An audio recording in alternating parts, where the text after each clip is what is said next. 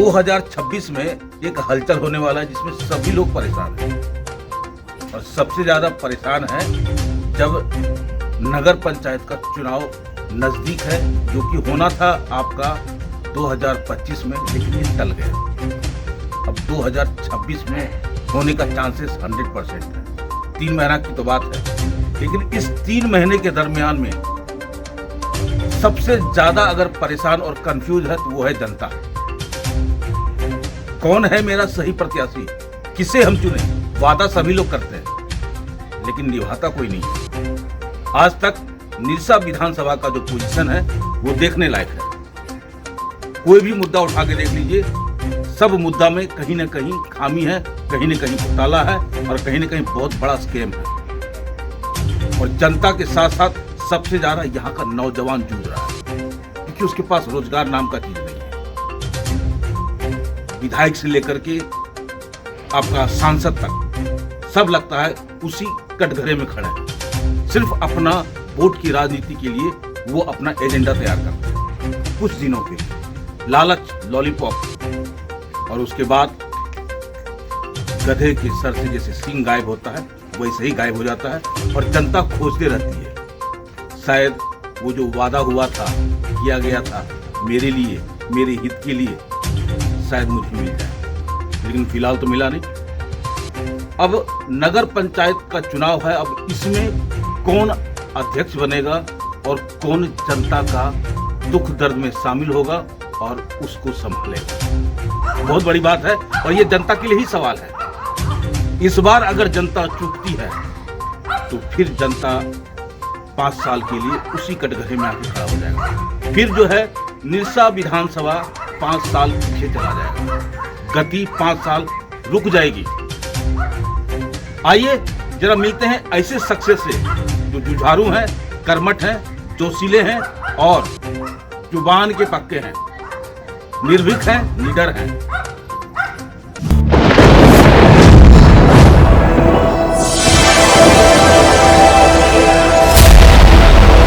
तो मैं जिस जुझारू नेता और जोशीले आदमी का बात कर रहा था वो है राजेश मिश्रा जी, और अब जरा इनसे पूछते हैं कि ये क्या चाहते हैं। राजेश जी, एक सवाल का हमको पहला जवाब दीजिए। सबसे पहले आपको बहुत बहुत धन्यवाद जी, और आपके दर्शकों को मेरा नमस्कार। आप बोलिए। पहला सवाल ये है कि यहाँ की जनता से आप वाकिफ हैं, यहाँ के आदमी से वाकिफ हैं, यहाँ का सबसे बड़ा समस्या क्या है? आपका पहला सवाल में 2 सवाल है जी, कि आप यहाँ के जनता से वाकिफ हैं, तो भली भांति से वाकिफ है और वो लोग हमसे ज़्यादा वाकिफ हैं, क्योंकि यहाँ आज से नहीं तकरीबन दशकों से यहाँ के युवा में, चाहे यहाँ के लोगों के परिवार के दिलों में बसने वाला काम करते हैं हम। हर गली हर मोहल्ला के लोग हमको बढ़िया से पहचानते हैं और हम भी उनको जानते हैं, और उनके यहाँ तक कि उनके रिश्तेदार तक, उनके ससुराल तक के लोगों को भी हम लोग पहचानते हैं। क्या बात है। और समस्या तो नगर परिषद जिस उद्देश्य से बना कि ग्रामीण क्षेत्र से उसको फिर शहरी क्षेत्र में तब्दील करना और शहरी क्षेत्र में तब्दील करके उनको जो लाभ देना, वो लाभ एक भी लाभ, जितना लाभ तो कई गुना लाभ होता है ग्रामीण क्षेत्र से शहरी क्षेत्र में, लेकिन एक भी लाभ आपको देखने नहीं मिलेगा। किसी भी गली में आप चले जाइए, एक भी गली का रास्ता आपको अगर सही मिल गया तो हम अपना नाम बदलने का काम करेंगे। तो क्या इसके पीछे जनता दोषी है, या जो वो काम करने वाले शख्स जो बैठे थे कुर्सी पे, क्या वो नहीं पूर्ति कर रहे हैं? जनता कहीं भी दोषी नहीं होती है, जनता जनार्दन होती है। ये जनता जो है ना, लोगों को एक अपना मसीहा बोलिए, अपना नेता बोलिए, अपना गार्जियन बोलिए, अभिभावक बोलिए, वो समझ करके, अपना घर का बेटा समझ करके उसको जगह पर देने का काम करती है कि आप जाइए उस जगह पर बैठिए और सरकार के द्वारा जो भी चीज़ हमारे लाभ के लिए, हमारे सुविधा के लिए आता है, आप उसको करने का काम कीजिए। लेकिन यहाँ छलावा हो रहा है जनता के साथ, जनार्दन के साथ छलावा हो रहा है। वो सेवक बन करके, वोट मांग करके बन तो जाते हैं, परंतु वो लाभ देने का काम नहीं करते हैं और वो लोग छलावा करने का काम करते हैं। सवाल ये है कि आखिर ये छलावा कब तक चलेगा और इसका रोकने का आपके पास क्या एजेंडा है? हमारे पास तो बहुत सारा एजेंडा है, लेकिन इस पर भी फिर आपका 2 सवाल है कि ये कब तक चलेगा जी। ये तो जिस दिन जनता जागी ना, उस दिन इनको उलट कर रख देगी। और इनको ऐसा उलाटेगी कि यहाँ पर ही मात देने का काम नहीं करेगी, उनको घर से निकाल करके प्रशासनिक विभाग में डाल करके उसको जेल भेजवाने का काम करेगी। और रही बात मेरे पास क्या है एजेंडा तो ये लोग खुद एजेंडा दे के रखे हुए हैं। ना साफ सफाई का ध्यान देते हैं, ये भी एजेंडा है, ना नाली का साफ करते हैं, ये भी एजेंडा है, सड़क नहीं बना कर रखे हैं। किसी भी गली में आप चल जाइए, अंधेरा, अभी तो रात का समय है, अंधेरा आपको दिखेगा, लाइट ही नहीं है। कहीं लाइट लगाने के नाम पे जिस कंपनी को ये लोग एजेंसी देख रखे हैं, यहाँ 15 साल 17 साल हो गया, आज तक उस एजेंसी का एक ऑफिस नहीं मिलेगा आपको। यहाँ पायनियर कंपनी को ये लोग सफाई का, वो दिल्ली से झाड़ू मरवा रहा है, आज तक पायनियर कंपनी को कोई देखा ही नहीं है, वो दिल्ली में बैठा हुआ है और यहाँ पर उसका काम हो रहा है। तो ऐसा पीएचडी विभाग का 23 करोड़ का इस नगर परिषद का सबसे बड़ा घोटाला है, जो 23 करोड़ रुपया घोटाला है। 2013-14 में यहाँ पर पेयजल योजना, जलापूर्ति योजना का एक फेज 1 योजना आया था जी। आज तक उसके विषय में ये लोग बोलना चाहिए। डब्ल्यू जी उस समय यहाँ का चेयरमैन हुआ करते थे, ये लोग मुंह खर होकर के बोलना नहीं चाहता है, मुंह छिपा के भागता है। हमने कई बार इस बात को उठाया। प्रत्येक साल उसका भी मालिक दिल्ली में बैठा हुआ है, दिल्ली से यहाँ तक ले उसका पेयजल का कभी भी ऑफिस नहीं खुला है। अब प्रत्येक साल वो क्या करता है ना, उस काम का 1 करोड़ रुपए का मेंटेनेंस भी उठाता है, प्रत्येक साल उठाता है। सोच लीजिए 13-14 से 13-18 का वो योजना था, 4-5 साल का योजना चला, और 18 से अभी 25, करीबन 7 करोड़ रुपए तो मेंटेनेंस उठा चुका है इसका। लेकिन ये लोग मुँह खर होकर बताता नहीं है। ठीक, हम बोलते हैं कि हम गलत भी बोल रहे हैं, तो आप आइए ना, किसी माध्यम से आप आकर के प्रेस में आकर बोलिए कि बिट्टू मिश्रा ने जितना चीज बोला है गलत बोला है। लेकिन ये लोग कभी भी जवाब देने का, न यहाँ का अधिकारी जवाब देना चाहता है, ना पूर्व का यहाँ कोई बोर्ड यहाँ पर जवाब देना चाहता है। बिजली का वही हाल है, बिजली के लिए लोग का तार देखिए, इधर उधर चारों तरफ में टूटा फूटा, एकदम चिड़िया बैठ जाएगा, तार टूट जाएगा, इस तरह का स्थिति है। कहीं लाइट नहीं रहा, उसका भी ऑफिस, मैंने आज तक ऑफिस नहीं है, ना पानी का ऑफिस है, ना साफ सफाई का ऑफिस है, ना इनका बिजली का कोई ऑफिस। सभी टेंडर पे चल रहा है, टेंडर लेने वाला कौन है आज तक यहाँ का जनता नहीं देखा है। तो क्या आप ये बता सकते हैं कि अभी जो वर्तमान विधायक है या इससे पहले जो विधायक है, क्या इन लोगों ने कोई सवाल नहीं उठाया? ये सब सवाल पे आप लोग को हंसी आता है। क्यों हंसी आता है? अरे ये तो नियम है कि जिस नगर का जो वर्तमान विधायक होगा उस नगर का कमेटी का बोर्ड का वो मेंबर है जी। तो बोर्ड का मेंबर है, उसको उनको तो खुद समझ पाना चाहिए। तो ये सब तो हंसने वाला सवाल है कि तो विधायक, अच्छा खुद सोचिए कि जो बोर्ड का मेंबर है वर्तमान विधायक, अब वो नहीं बोल रहे हैं, तो ये सब सवाल तो उनको बोलना चाहिए कि आप तो बोर्ड का मेंबर थे, आप क्यों नहीं इस बात को उठाए। और वो अभी तो घूम भी रहे थे कि इस बार हमारा आदमी को चेयरमैन बना दीजिए। आपको बता देते हैं, आपको मीडिया के माध्यम से सभी दर्शकों को बता देते हैं कि यहाँ वर्तमान में जो विधायक हैं उनके उपाध्यक्ष यहाँ 10 साल रहे हैं उनके पार्टी के। सांटू चटर्जी 5 साल रहे हैं, राजू अंसारी जी, वरुण डे वो भी यहाँ पर 2.5 साल या 3 साल कर करके, मान लो भी 5 साल का कार्यक्रम, 10 साल इनका उपाध्यक्ष रहा पार्टी का। अभी भी इनको विकास करने के लिए और समय चाहिए। अब सोच लीजिए कि कैसा ये लोग, मतलब यहाँ का नेता कैसा दुर्भाग्य यहाँ का जनता का, कि लोग को अभी भी समय चाहिए। 10 साल दिया, फिर भारतीय जनता पार्टी को 10 साल दिया, या मुरली तुरी जी को 5 साल दिया गया। पता नहीं अब ये लोग को कितना साल चाहिए। लेकिन अपना ये लोग जाकर देख लीजिए, निजी आवास देखिए जाकर के, यहीं पर है नेहरू रोड में, ज़्यादा दूर नहीं है। निजी आवास हमको लगता है कि अगर कितना भी अगर कम हुआ होगा तो करोड़ों रुपया खर्चा हुआ होगा। ये लोग का निजी आय पता कर लीजिए, 9,000 10,000 पेमेंट मिलता है, 10 साल में करोड़ों का घर बन जाता है। तो ये सब हंसी का बात है, और जनता तो देखिए जान रही है। और आप बोले जो 15 साल की कब तक, जनता जब तक देख रही है, बर्दाश्त कर रही है। पानी तो अब तो भर ही चुका है घड़ा। अब देखिए इस बार तो हमको लगता है एकदम फूटना ही फूटना है। कहीं घड़ा फोड़ने का काम आप तो नहीं कीजिएगा? हम नहीं कर रहे हैं। हम एक, देखिए अन्ना हजारे जी का भी आंदोलन चला, जेपी जी का आंदोलन चला, देश में महात्मा गांधी जैसे लोग पैदा लिए। वो एक आदमी एक चना भाड़ नहीं फोड़ता है। हाँ, वो कहीं ना कहीं जागरूक करने का काम करता है, लोगों को बताने का काम करता है। 200 करोड़ का हम बार बार यहाँ पे बात करते हैं। अगर सही से इसकी जांच की जाए ना, तो 200 करोड़ से भी ज़्यादा लागत का लोग को यहाँ पर योजना भेजा गया। तो जनता को इसको, माने इस चीज़ का पता नहीं है, उसको हम बताने का खाली काम करते हैं कि एक योजना 23 करोड़ का, जिसमें 7 करोड़ रुपया आपको मेंटेन, 30 करोड़ तो खाली पानी में हो गया जी। यहाँ कचरा का मशीन भेजा गया था कि कचरा को रिफाइन करके उससे कुछ ना कुछ कारखाना बैठा कर कुछ ना कुछ उसमें लोग रोजगार लगेंगे, उससे कुछ बनेगा, उससे राजस्व आएगा। लेकिन आज तक उसका मशीन जाकर देखिए, कांटा घर देखिए एकदम सड़ रहा है।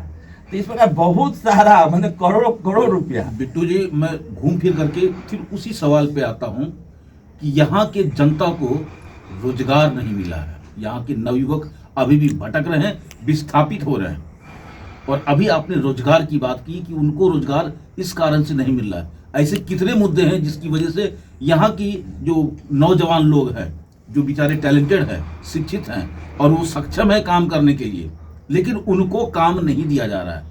आप एक दो शब्द बता सकते हैं, एक दो बातें? एक दो शब्द क्या, इसका पूरा एक किताब लिख देगा आदमी यहाँ नगर परिषद में। आज नगर परिषद में इतनी इतनी बड़ी बड़ी फैक्ट्रियाँ हैं जिसका 1,000, 1,500, 2,000, 700, 500 मेन पावर है। लेकिन स्थानीय नीति के द्वारा अगर उनको बोला जाए कि मजदूर रखने के लिए, तो यहाँ के लोगों को हजारों हजार मजदूर, यहाँ का लड़का लोग को मजदूरी में उनको रखना पड़ेगा। यहाँ का बोर्ड उस पर ध्यान नहीं देता है। अब क्यों नहीं ध्यान देता है वो बोर्ड और वो कंपनी, इस चीज को समझे। यहाँ पे तो ढुल्लू महतो जी भी आए थे नटराज कंपनी में, लेकिन कोई भी मुद्दा बने स्थानीय नीति, यहाँ के लोगों को रोजगार देने का कोई बात ही नहीं होता है, कोई नहीं करता है। अरुण का रिफैक्ट्री है यहाँ पर, गोल्डन सरामिक है यहाँ पर, कई रिफैक्ट्री है, कई गुल फट्टा है यहाँ पर, यहाँ स्कूल चलता है यहाँ पर, जो अभी आपको बताएं कि ये कचरा वाला, उस तरह का कितना योजना है जिस योजना के तहत यहाँ पर ठेकेदारी जितना होता है, बड़े बड़े ठेकेदार जितना भी, जामताड़ा से लेकर के धनबाद से लेकर बोकारो, अभी तो नगर परिषद का बोलिएगा तो हंसी आता है।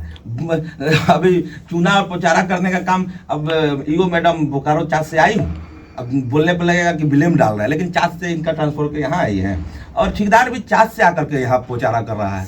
तो अब बोलिए, अब इसको बोल दिया जाए तो बोलेगा कि बिट्टू मिश्रा हर बातें में उंगली करता है। उंगली नहीं करता है महाराज, हम सत्य बात को बोले। यहाँ का लड़का पोचारा नहीं कर सकता है, यहाँ का लड़का चूना नहीं कर सकता है, क्या नहीं है यहाँ का लड़का, लोगों में जानकारी, हर काम को यहाँ का लड़का कर सकता है। आप पैनियर पे देखिए ना जी, गाड़ी का क्या स्थिति है।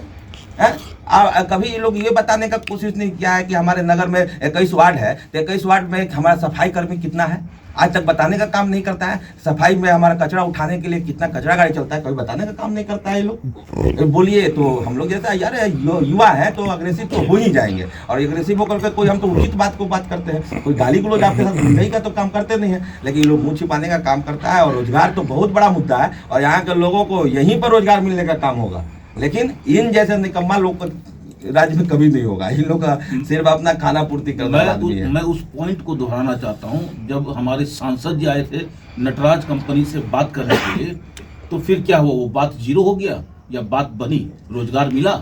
रोजगार तो मिला ही नहीं, वो तो चंद घंटों के लिए आए थे। उनका एक है यहाँ पर विजय जी है, उनका कार्यकर्ता है, वो वही यहाँ पर कुछ लिख लाख करके दिए थे, अब पता नहीं उसके द्वारा वो क्या हुआ आज तक ले कोई नहीं जानता है।